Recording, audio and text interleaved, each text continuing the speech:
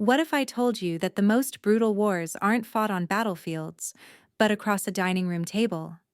The tell is always a flicker, a micro-expression just beneath the surface. For Congressman Davies, it was a tiny twitch at the corner of his left eye that pulsed every time he was about to pivot from a fact to a feeling. He was a master of the craft, turning hard data into a sob story about the American dream. My job was to cut through the performance. So, to be clear, Congressman, I said, leaning forward slightly, my voice calm but sharp in the sterile DC studio. The $800 million from the infrastructure bill, earmarked for this state, has not been accounted for, and you believe the outrage is just partisan noise? The twitch appeared. Annabelle, he began, his voice oozing a practiced sincerity that probably charmed donors. What the hard-working people of this country care about isn't decimal points. It's about values. I held his gaze. I had him. The drive home an hour later was a deliberate decompression. I traded the Capitol building in my rearview mirror for the sprawling green of the Virginia countryside. With each mile, the concrete and ambition of Washington faded, replaced by something older, slower. It was a journey between two versions of myself. In D.C., I was Annabelle Coulter, a journalist whose currency was verifiable truth. But in an hour, I'd be Annie, a daughter and sister whose silence was the price of admission to Sunday dinner. What do you do when your own family believes the man you just exposed as a liar is a hero? You learn the art of self-censorship. My rules of engagement were simple. Do not discuss my work. Do not challenge the nightly news anchor who served as their oracle. Do not use the word fact, as it had somehow become a liberal provocation. The goal wasn't to win or even to debate. The goal was to survive the roast chicken and get back on the highway with familial bonds strained but not severed. The familiar scent of my mother's cooking hit me as soon as I opened the door, a warm, comforting lie. It promised a peace that hadn't existed in this house for years. My father was in his armchair, the television roaring. He was a good man, a man who built things with his own two hands, but he believed with the ferocity of a convert. He saw the world in black and white, and I, his daughter, was increasingly living in a world of damning, inconvenient gray. There she is, he grunted, eyes fixed on the screen. My brother Mark sat at the table, scrolling through his phone. Since his 2 tours overseas, he carried a silence around him that was heavier than words. He'd come back to work for my father, his hands now calloused from construction instead of a rifle, but the wariness in his eyes never left. He saw my work as a betrayal, a kind of privileged game played by people who didn't understand what real sacrifice was. To him, my questions were attacks on the very country he'd fought for. "Annie, honey, you look thin," my mother said, wiping her hands on her apron and giving me a hug that felt like a desperate plea for a truce. I knew her role in this weekly drama, the frantic, loving peacekeeper, trying to smooth over the ideological chasms with mashed potatoes and gravy. But the chasms were becoming canyons. And what happens when you can no longer see the other side? It was a question I was afraid to answer. Dinner was a master class in tension. The news channel provided the soundtrack, a relentless drumbeat of outrage and conspiracy. Every talking point was a grenade rolled gently onto the dinner table.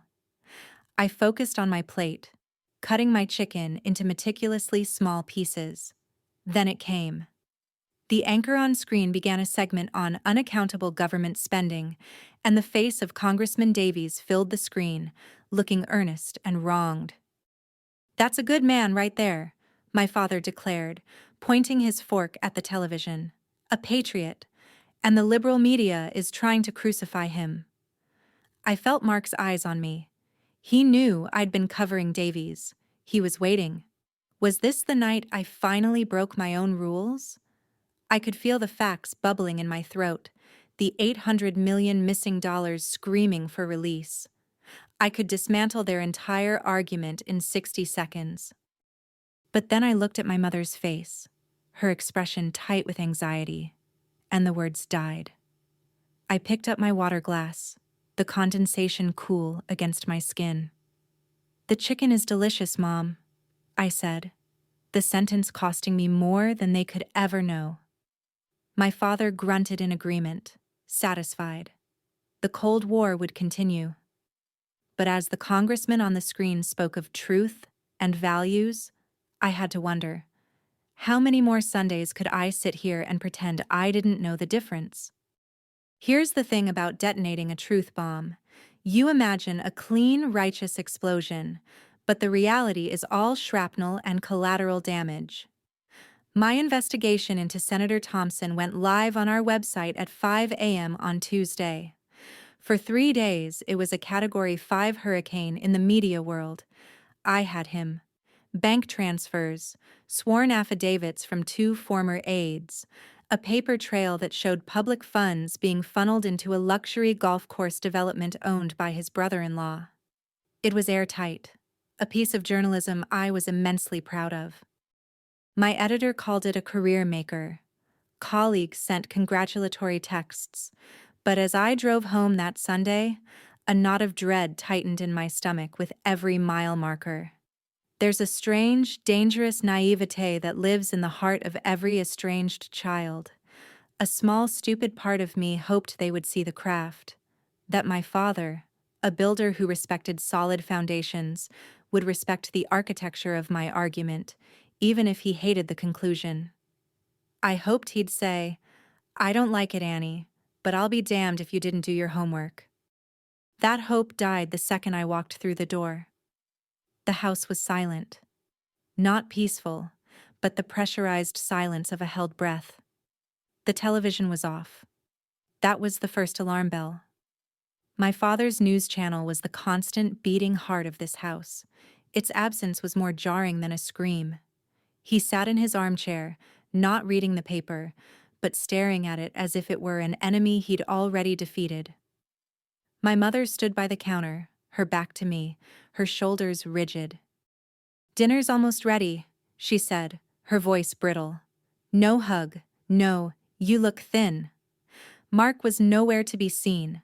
I had a sudden, wild urge to turn and run, to get back in my car and drive until I hit an ocean. What is it that makes us walk willingly into our own emotional ambushes? I put my purse down on the small entry table. The sound echoed in the stillness. I was an intruder now. My key to this house no longer felt like it belonged to me.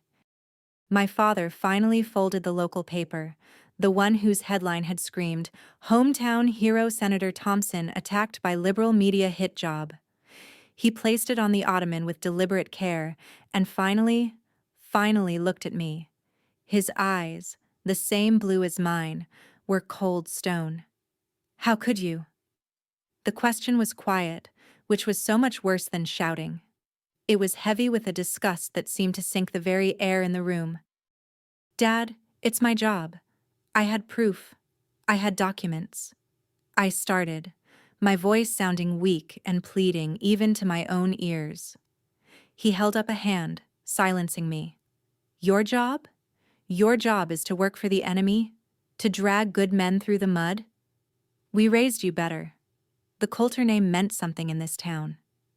Now it's attached to that filth." He pointed at the paper. "You're disgracing our family with these lies." The word hung in the air. Lies. Not a disagreement. Not a different perspective. A lie. My professionalism, my sources, my months of work, all of it was dismissed with a single word, born not of evidence, but of faith. "It's not a lie," I said, my voice shaking with a fury I was trying to suppress. "I can show you the bank records. It's all verifiable." He just shook his head, a look of profound pity on his face. "The things they've filled your head with in that city." And then he stood up and walked out of the room, the battle over before it had even begun.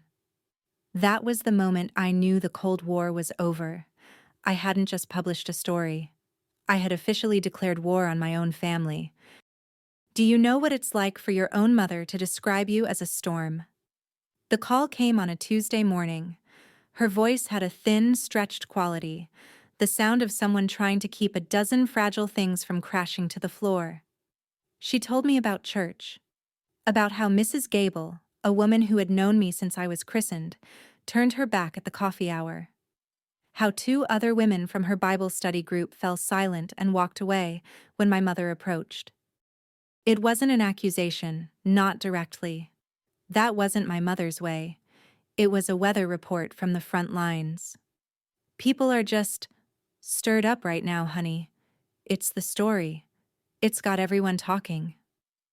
I sat in my sterile DC apartment, looking out at a city that celebrated my work, and felt a profound and nauseating disconnect. I was being praised for creating a storm that was now flooding my own parents' living room. It was the first time I truly understood that a fact, when launched from a distance, can feel like a rock thrown through a window to the people on the receiving end. The second blow came later that day, and it came from Mark. No preamble, no, "How are you?" His voice was flat, cold, the way I remembered it when he first came back from his deployment. "Dad lost the Henderson project." I waited. I knew there was more. Henderson is a big supporter of Thompson, plays golf with him. He called Dad this morning, said he couldn't, in good conscience, do business with the family of a person who would print such disgusting lies. There was that word again. Lies. A brand, seared onto my work, my name.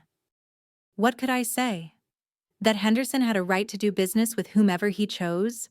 That this was a predictable consequence? These were DC answers, logical and utterly useless. My brother wasn't interested in a debate on ethics or the free market. He was telling me that my words, written on a laptop hundreds of miles away, had just taken money out of our father's pocket. He was telling me that my pursuit of an abstract truth had a tangible, painful cost, and our family was the one paying the invoice. Then came the digital onslaught. Anonymous comments on the town's Facebook page. My mother called again that night. This time her voice was barely a whisper. She read one of them to me. "Shame on the Coulters for raising a traitor who hates this country and its values." I felt sick. These weren't political operatives in a far-off city. These were our neighbors, people who bought raffle tickets at the church bake sale, people whose kids I went to school with. My work had made my family a target. The final call of the week came on Friday. It was Mark again. The cold flatness in his voice had been replaced by a raw, ragged anger. "Are you happy now?" he asked, the question sharp as a bayonet. I started to give him my standard defense, the one I had been reciting to myself all week. "Mark, the story is true. The man is corrupt. People deserve to know." He cut me off with a harsh, bitter laugh. "Truth? You sit in your apartment and talk about truth." "You see what you've done, Annie?" he continued, his voice rising. "Mom is being ostracized. Dad just lost a contract he's been working on for 6 months. They're being called traitors online. That's real life. That's not a headline. Your facts are destroying the real lives of real people. Us." The line went dead, but his words hung in the silence of my apartment. He had finally said it. He had drawn a line between my facts and their reality, and he had placed them on opposite sides of a battlefield. And what do you do when the collateral damage of your work is your own family? Have you ever noticed how a mother's tears have a different weight than anyone else's? They're heavier than anger, more piercing than accusations. I had spent the week steeling myself for another barrage from my father or Mark, rehearsing defenses in my head during my morning run. So when the phone rang on Wednesday and it was my mother, her voice thick with swallowed sobs, all my armor melted away, leaving me completely exposed. She didn't shout. She didn't blame. That was the genius of it. She just sounded broken. She talked about small things, the way a person does when they're trying to talk around a giant gaping wound. She mentioned the weather, a casserole she was planning to make. Then, her voice cracked. It's just so ugly, Annie. Everything has gotten so ugly. I walk into the grocery store and I can feel people looking at me, whispering. I felt a familiar, hot twist of guilt in my gut. This was my fault. My byline. My story. I opened my mouth to launch into my defense, to talk about the importance of truth. But she didn't give me the chance. She wasn't interested in my justification. She was making an appeal to a part of me I thought I had walled off. The daughter. Honey, I was thinking, she said, her voice dropping to a conspiratorial, pleading whisper. You have such a powerful gift with words. You always have. Here it comes, I thought. The ask. What if you wrote something different? Something positive?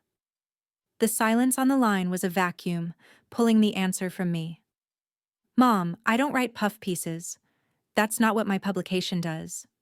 She started to cry in earnest now, not loud, but a series of quiet, devastating hitches in her breath.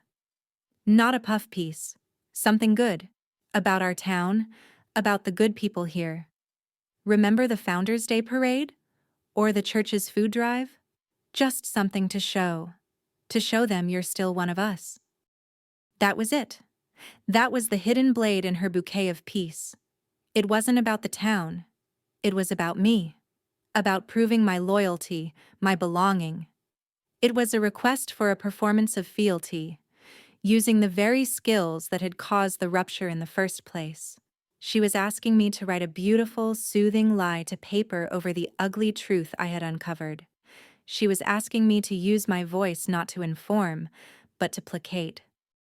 Please, Annabelle, she whispered, and the use of my full name was a shot straight to the heart. Just think about it. For me. To give us all just a little bit of peace. The call ended, but her request hung in the air of my apartment, thick and suffocating. It was a masterful move, a tactic of emotional warfare that left no visible scars. She hadn't demanded I quit my job or recant my story. She had simply asked me, with tears in her eyes, to betray the very principle my entire life was built on. She was asking for a white flag. But what do you do when the flag you're being asked to wave is a lie? What's the difference between a journalist covering a story and a soldier being deployed to a war zone? For most of my career, the answer was obvious. One carried a notebook, the other a rifle. But as I sat in my editor's office on a crisp October morning, the line between the two began to blur with terrifying speed. The midterm elections were only 5 weeks away, and the political temperature of the country was reaching a fever pitch. My editor, David, a man whose journalistic instincts were as sharp as his tailored suits, leaned back in his chair. The battle for the Senate is going to come down to a few key states, he said, his eyes gleaming with the thrill of the chase. And Virginia is at the top of the list. It's a bellwether, a microcosm of the entire country. He paused for effect, then smiled. I'm putting you in charge of our Virginia election coverage, a 5-part series, deep dives into the candidates, the issues, the voters. This is your backyard, Annabelle. Nobody can do it better. For a single, fleeting second, a jolt of pure professional pride shot through me. It was a massive assignment, a sign of trust, a chance to be on the front lines of the biggest political story in the country. Then, the full implication of his words landed, and the pride curdled into a cold, heavy dread that settled deep in my stomach. My backyard. He had no idea. He saw a strategic advantage. I saw a minefield. He was sending me on an assignment. I felt like I was being sent on a tour of duty. I spent the rest of the day in a daze, planning logistics that felt more like preparing for an infiltration. I called my mother that evening, determined to frame it as a simple, unavoidable work matter. How naive I was. I could feel the silence on the other end of the line stretch and thin, threatening to snap. "You're coming. Here? To work?" she asked, her voice a tightrope of disbelief. I explained it was a major assignment, a huge opportunity, that it was about the whole state, not just our town. I was talking to myself. I could hear the muffled sound of her hand covering the receiver, then my father's voice, a low, angry rumble in the background. She came back on the line, her voice now fragile, as if she were delivering a death sentence. "Your father wants to know if you're coming here to finish the job," she said, the words stripped of any emotion. "He says first you attacked our senator, and now you're bringing your lies to our doorstep." I tried to argue, to explain the concept of journalistic objectivity, but it was like trying to explain color to a man born blind. The final blow came when she relayed Mark's reaction. Mark said, "He said he's not surprised," my mother whispered, and I could hear the tears she was trying to hold back. "He said, of course she is. She won't be happy until she burns the whole town to the ground just to prove she's right." The line went quiet for a moment before she spoke again, her voice utterly defeated. "Don't come to the house, Annabelle. I don't think you should come here." It wasn't a suggestion. It was an order. I was no longer a daughter coming home. I was an occupying force, and the borders of my own family had just been closed. Do you know how to find a town's secrets? You don't look in the gossip columns. You look in the dust. You go to the county clerk's office, a place that smells of old paper and forgotten ambitions, and you ask for the public records from a decade ago. It's tedious, painstaking work. Sifting through property deeds, business liens, and zoning permits, most of it a monument to bureaucratic boredom. But sometimes, buried in the jargon, you find a story. I was living out of a sterile motel room on the edge of town, a self-imposed exile. My days were spent on the road, interviewing voters and campaign staffers. My nights were spent here, under the flickering fluorescent lights, digging into the past of Senator Thompson, looking for the bedrock of his power. It was during the third night, fueled by stale coffee and a growing sense of desperation, that I saw it. A lien filed against a local business in the fall of 2008. The name of the business made the air leave my lungs in a single silent gasp. Coulter Construction. My father's company. My heart hammered against my ribs. This wasn't just a story anymore. This was an excavation of my own life. I kept digging, my hands trembling slightly as I cross-referenced dates and corporate filings. A picture began to emerge from the legal dust, a ghost story written in financial disclosures. 2008. The year the global economy had imploded. I remembered the fear in our house then, a constant, unspoken guest at the dinner table. My father, proud and stoic, carrying the weight of his entire company on his shoulders, his face etched with a worry I was too young to understand. That was when a then state-level power broker, a man named Thompson, had stepped in. It wasn't a friendly loan. It was a lifeline with an anchor attached. He bought a parcel of land my father desperately needed to liquidate, but for a fraction of its worth. He arranged a line of credit through a bank where he sat on the board, but the terms were predatory. He saved Coulter Construction from bankruptcy. He saved my family from ruin. But he also owned a piece of my father's soul, and he had never let him forget it. Suddenly, years of my father's inexplicable, fanatical loyalty snapped into focus. It wasn't about political alignment. It wasn't about shared values. It was about a debt. It was the fierce, desperate loyalty of a man who believes he owes his entire existence to his savior. My father wasn't just defending a politician he admired. He was protecting the man who had kept our world from collapsing. His anger, his refusal to hear a single bad word against Thompson. It wasn't ideology. It was a complicated, terrifying cocktail of gratitude, shame, and a deeply buried fear. It was a form of Stockholm Syndrome played out over 2 decades of Sunday dinners. I leaned back in the cheap motel chair, the documents spread out before me like a tarot reading of my family's past. The entire conflict, the bitter arguments, the cold silences, it was all a symptom of this older, deeper wound.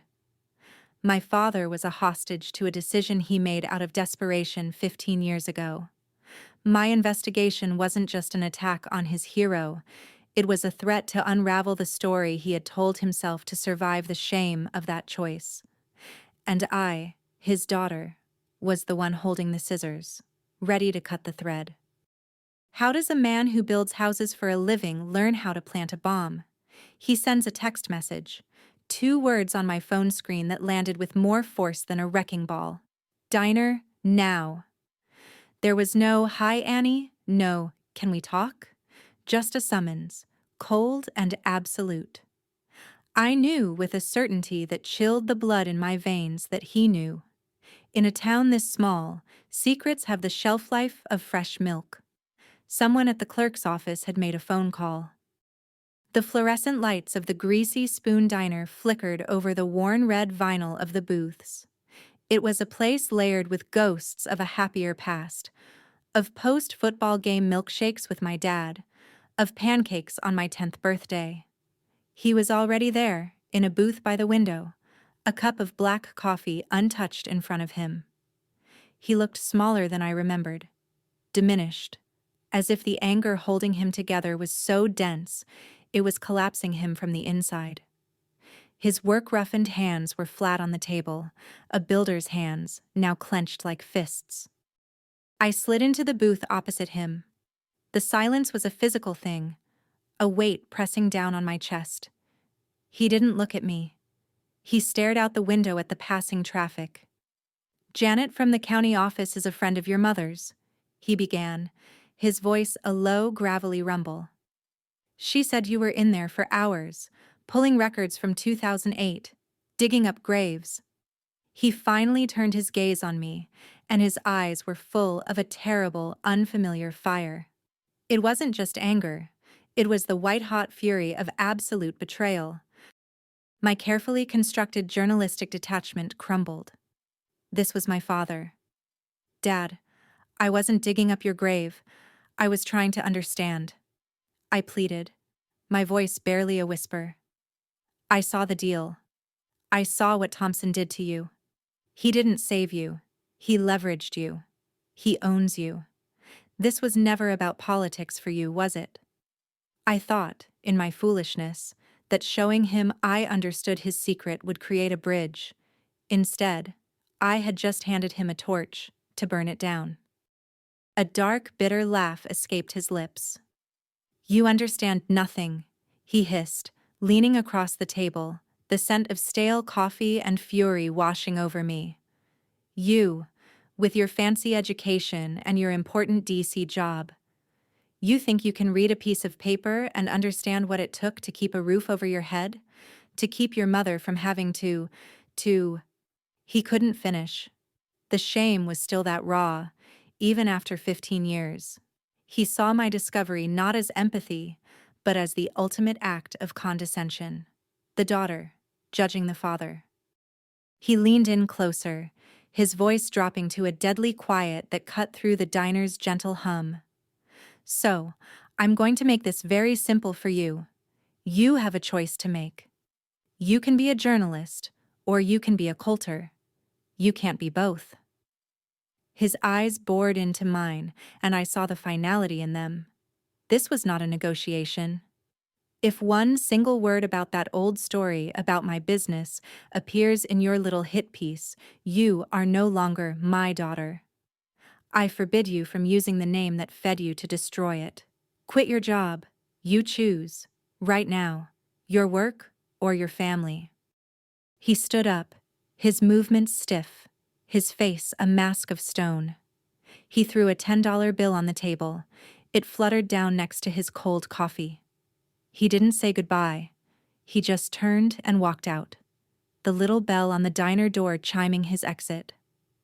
I sat there, frozen in the red vinyl booth, the ghosts of my childhood swirling around me. He hadn't just given me an ultimatum, he had handed me an axe and told me to choose which half of my own body to sever. Have you ever been so torn you felt yourself physically splitting in two? That was my existence for the next 48 hours. I was a ghost haunting my own life, caught between two impossible choices. My father's words echoed in the sterile silence of my motel room, a relentless loop of, your work or your family. I couldn't write. I couldn't sleep. I just stared at the mountain of evidence on my desk. Thompson's corruption, my father's desperate deal, and felt paralyzed by the weight of it all. I decided in a moment of weakness or maybe clarity that I could find a third way, a compromise. I would bury the part of the story about my father. It was old news, a piece of historical context, but not essential to proving Thompson's more recent crimes. I could protect my father, honor his ultimatum, and still do my job. It felt like a surgical solution, a way to remove the tumor without killing the patient. It was a fool's hope, and I should have known better. I called Mark. I don't know why. Maybe I needed an ally, someone from my world who could understand the impossible position I was in. I thought the shared blood in our veins would count for something. I was wrong. I need to talk to you, I said, my voice unsteady. I'm not going to write about Dad. I found another way to nail Thompson, a way that leaves Coulter construction out of it completely. I was offering him an olive branch, a white flag. His silence was unnerving. When he finally spoke, his voice was deceptively calm. Tell me everything, Annie. Tell me what you've got on him. Tell me how you're going to nail him. Like a fool, I did. I was desperate and exhausted, and his seeming willingness to listen felt like a lifeline. I paced my motel room, phone pressed to my ear, and laid out the whole strategy, the new evidence, the timeline for publication, my frantic attempts to salvage both my career and my family. I was emotional. I was angry at Thompson, hurt by my father. I vented. I confessed. I told my brother the truth. And what did he do with that truth? He weaponized it. What I didn't know was that he was recording every word. The next morning, a local conservative blog, a small but vicious player in the state's media ecosystem, posted an audio file. DC journalist admits personal vendetta against Senator Thompson. It was my voice, my words, but chopped up, rearranged, stripped of all context. My impassioned plea to dig up the truth was twisted into a confession of a plot to destroy a good man. My frustration with my father's blindness became a bitter rant about my family's ignorance. It was a masterpiece of malicious editing. The recording took my raw, private anguish and forged it into a public declaration of war. It was a character assassination, swift and brutal. And the knife had been handed to them by my own brother. It was a betrayal so profound, so absolute, that it created a vacuum inside me where a sister's love used to be. He hadn't just chosen a side. He had crossed the battlefield, joined the enemy, and used my own words as ammunition for the first shot. The war for Sunday dinner was over. A real war had just begun. How long does it take for a career to die? In the digital age, it takes about 4 hours. My brother's betrayal went from a fringe blog post to a national news item with the speed of a wildfire. My phone became a pulsing, vibrating brick of poison, each notification a new wave of condemnation. I was no longer Annabelle Coulter journalist. I was Miłosz Coulter vendetta. To see your own face, pulled from a staff bio, next to headlines screaming about bias and ethics violations is a uniquely 21st century form of torture. The professional quarantine began subtly. First, it was the silence from colleagues who had been cheering me on just a day before. Then came the official inquiries. My editor, David, called, his voice strained with the careful neutrality of a man trying to simultaneously manage a crisis and a friendship. He didn't accuse me, but his questions were sharp, precise. Annabelle, I have to ask, was any part of this story driven by your family situation? I was no longer a trusted reporter. I was a suspect in the murder of my own credibility. The hammer fell during our second call of the day. "We're launching an internal review," David said, the words sterile and devastating. "Standard procedure. But until it's complete, I have to pull you from the series. We're suspending your byline." He might as well have said he was cutting off my oxygen supply. My byline wasn't just my name on a story. It was the entire foundation of my professional identity. In one swift procedural move, I had been erased.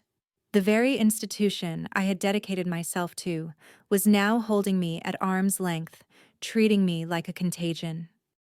I sat in the humming silence of my motel room, the glow of the laptop screen illuminating the wreckage of my life. My two worlds, the one I was born into and the one I had built, had finally collided. But instead of just creating a rift, they had created a black hole that was now swallowing me whole. My family had provided the ammunition, and my profession was now conducting the execution. There was nowhere to turn. For the first time, I felt an isolation so profound it was a physical ache in my chest. I had lost everything, all at once. The worst part was the insidious whisper of doubt my brother's attack had planted in my own mind. I listened to the doctored audio again, to the raw emotion in my own voice. Had I been objective? Or had this whole investigation been an unconscious attempt to wound my father, to prove him wrong on a national stage? The line between righteous anger and personal vendetta suddenly seemed terrifyingly thin. They hadn't just attacked my reputation, they had attacked my own perception of myself, and it was working. I was on the verge of losing not just my job, but the very belief in the work I did. What does surrender look like? It looks like a packed suitcase on a motel room bed. It looks like a half-written resignation email glowing on a laptop screen. For 24 hours, I existed in a fog of defeat. The hum of the mini fridge the only sound in my collapsed world. I was done. They had won. My father's ultimatum, my brother's treachery, the media's feeding frenzy. It was a perfect storm, and it had finally broken me. I would pack my things, drive back to DC, and disappear. I would become an anecdote, a cautionary tale for aspiring journalists. Then my phone rang. I almost didn't answer. I expected another reporter, another gloating troll. But the name on the screen was David, my editor. I braced myself for the final blow, the official termination of my employment. "Don't do anything stupid, Annabelle," he said, his voice quiet but firm, cutting through my haze of self-pity. "I've been a journalist for 30 years. I know a smear campaign when I see one. We're not abandoning you." His words were a lifeline thrown into the abyss. "But the review, my byline," I stammered. "The review will clear you," he said with a certainty that shocked me. "But that's not the point. They want you to quit. They've attacked you personally to discredit the facts. They've made you the story so people will ignore the story. Don't let them. The only way to fight this isn't with a press release from HR. It's with the truth. An undeniable, airtight, meticulously sourced truth." A long silence stretched between us. He was offering me a way back. But it wasn't an easy one. It was a path that led directly through the heart of the fire. "The facts are on your side," he continued, his voice dropping, becoming more personal. "Don't let them bully you out of your own life's work. Finish the investigation. Write the story." I looked at the piles of paper on my desk, the evidence of Thompson's corruption, the ghost of my father's past buried within it. David didn't know the full story, the personal cost, but he didn't need to. He was reminding me of who I was. In that moment, a flicker of the old fire returned, a cold, clear anger that burned away the fog of defeat. They had pushed me into a corner. They had used my love for my family as a weapon against my integrity. They had counted on me to break, to choose silence. And in that moment, I made a different choice. The only way to save my reputation was not to hide, but to publish, to show the world that my work stood on a foundation of irrefutable proof, not personal vendetta. I realized I had to publish all of it, including the part about my father. It was the hardest decision of my life. It was a choice to sacrifice the remaining shattered pieces of my family for the sake of a truth they refused to see. It was a declaration that my loyalty to my profession, to the facts, was ultimately greater than my loyalty to a name that was now being used to destroy me. I would not be silenced. I would not be erased.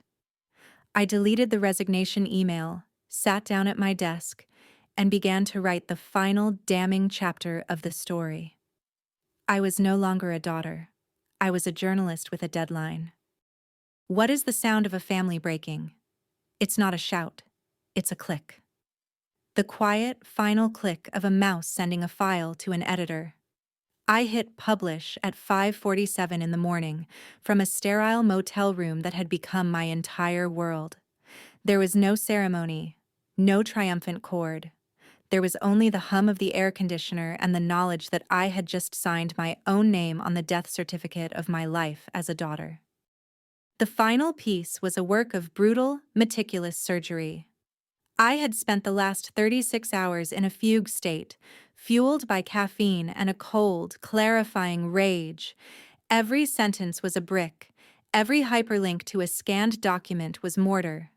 It was not a story written with passion, but with the dispassionate precision of a bomb disposal expert. I laid out Senator Thompson's network of corruption, the shell companies, the kickbacks, the golf course funded by public money. It was an undeniable, airtight case. Then came the final section. I wrote about him not as a father, but as case study number 1 in economic coercion. I laid out the deal from 2008, presenting the documents with the same cold objectivity as all the others. I didn't use emotional language. I simply stated the facts. How a local businessman facing ruin during a national financial crisis was rescued by a powerful politician in a deal that guaranteed his silence and loyalty for the next 15 years. I didn't paint my father as a villain. I painted him as exactly what he was, the first victim. The moment the story went live, I closed the laptop. I didn't wait for the explosion. I unplugged my phone from the wall and dropped it in a drawer. The silence that followed was absolute. For hours, I just sat on the edge of the bed, watching the sun rise and paint the cheap curtains a dirty orange. I had launched the missile. Now I was in the bunker, waiting for the shockwave. The truth was out there, a living, breathing thing, and I had no idea if it would vindicate me or consume me. The first tremor hit 6 hours later when I finally plugged my phone back in. It nearly vibrated off the nightstand. A push notification from a national news outlet, not even my own, was at the top of the screen. Investigation reveals decades of corruption by Virginia senator. They were linking to my story. The shockwave was spreading. David's text came a minute later. "It's a bomb, Annabelle. A clean detonation. Stand by." For the rest of the day, I watched as the career I had almost lost was resurrected in real time. My name was cleared. The narrative shifted instantly from my supposed vendetta to the mountain of evidence I had presented. Pundits who had been calling for my head were now dissecting the bank records I had uncovered. The doctored audio clip from my brother became a footnote, a desperate, failed attempt to silence a story that was too powerful to be stopped. The professional victory was total. The final confirmation came just before sunset. A news alert. stark and simple. Senator Thompson to withdraw from race, cites family health concerns. He was gone. The war was over. I had won. I had done my job. I had told the truth, and the truth had prevailed. I sat in the silence of my room, my reputation restored, my career saved, and I had never in my entire life felt so utterly and completely alone. The cost of this victory was a quiet one. It was the two names at the top of my recent calls list, Mom and Dad, and the deafening silence that now stood where their voices used to be. Do you know what victory sounds like? It's not the roar of a crowd. It's the profound humming silence of an empty apartment. Election Day, the 5th of November. I sat on my couch in Washington, D.C., watching the results come in on a muted television. My name was being spoken with a kind of reverence by anchors who, just a week ago, were questioning my ethics. I was the journalist who had reshaped the race, who had exposed the rot. My professional reputation had been forged in the very fire meant to consume it. My phone, the same device that had been a vessel of poison and vitriol, was now a constant stream of congratulations, texts from colleagues, a glowing email from David, a voicemail from a producer at a national network asking for an interview. Each message was a validation, a confirmation of my win. And each one felt like it was happening to someone else. Because the only voices I wanted to hear were the ones that remained silent. My thumb would hover over my father's contact, then my mother's. The screen would show, last called 2 weeks ago, 2 lifetimes ago. I had won the professional war, but the terms of my father's ultimatum had been absolute. In choosing my work, I had chosen to be an orphan. The silence from my family was not a passive absence. It was an active, deliberate statement. It was a wall, built brick by brick with every unanswered call, every unread text. My victory in the public square had been paid for with my exile from the family table. And as I sat there, bathed in the blue light of the television, I had to ask myself the question that had been lurking in the shadows. Was it worth it? The sun had set, and the election had been officially called for Thompson's opponent. It was over. All of it. I was just about to turn off the TV to finally surrender to the crushing weight of my hollow victory when my phone buzzed on the coffee table. Not with another congratulatory text, but with a different kind of notification. A message. My heart seized in my chest. The sender was Mom. I stared at it for a full minute, my mind racing through every possibility. A final damning condemnation? A plea? An accusation? My hands trembled as I unlocked the phone. But there were no words. There was only a single, unadorned link. I hesitated, my thumb hovering over the screen. This felt like a doorway that could lead to more pain or to something else. I took a breath and tapped it. My browser opened and an image slowly loaded onto the screen. It was an old photograph, slightly faded, digitized from a forgotten album. It was a picnic, from a summer so long ago I could barely remember it. My father was at a grill, laughing, a ridiculous chef's hat on his head. Mark was trying to climb a tree, and my mother was sitting on a checkered blanket, holding a much younger version of me, a little girl with missing front teeth, in her lap. We were all squinting in the sun. We were all happy. There was no caption, no explanation, just the image, a ghost from a past where we were a we. It wasn't forgiveness. It wasn't an invitation. It was a memory. A single, fragile flare sent up from the other side of the silent battlefield. I closed my eyes. The image of the photograph burned onto the back of my eyelids. The silence in my apartment was still there, but for the first time in weeks, it no longer felt empty. It was filled with the ghost of a summer day, a reminder that before the war, there had been a peace. And it was the first terrifying, beautiful hint that perhaps one day there might be peace again. What happens after the war is won? No one ever prepares you for that. For 6 months, I lived in the strange, echoing aftermath. My professional life was a supernova. I was promoted to lead political correspondent, a talking head on the Sunday morning shows, the journalist whose name was synonymous with the biggest political upset of the year. My work was sharp. My analysis was quoted. My career was everything I had ever wanted it to be. But victory is a lonely country. Every night I would come home to my quiet, immaculate apartment, and the silence would rush in to greet me. It was a living thing, a silence shaped by the absence of my family. The photograph my mother had sent was the only crack in that wall of silence, a digital ghost of a forgotten piece. It offered no answers, just a single, aching question. Was that life gone forever?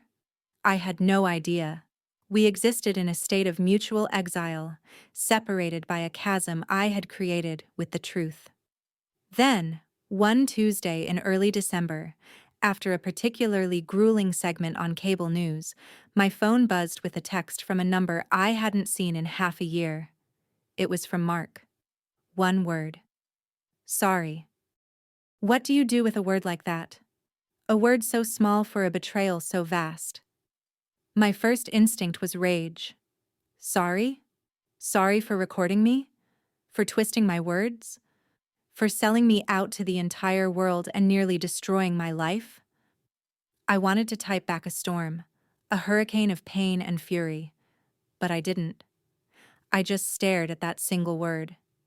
It wasn't an excuse. It wasn't a justification. It was, in its own inadequate way, a confession.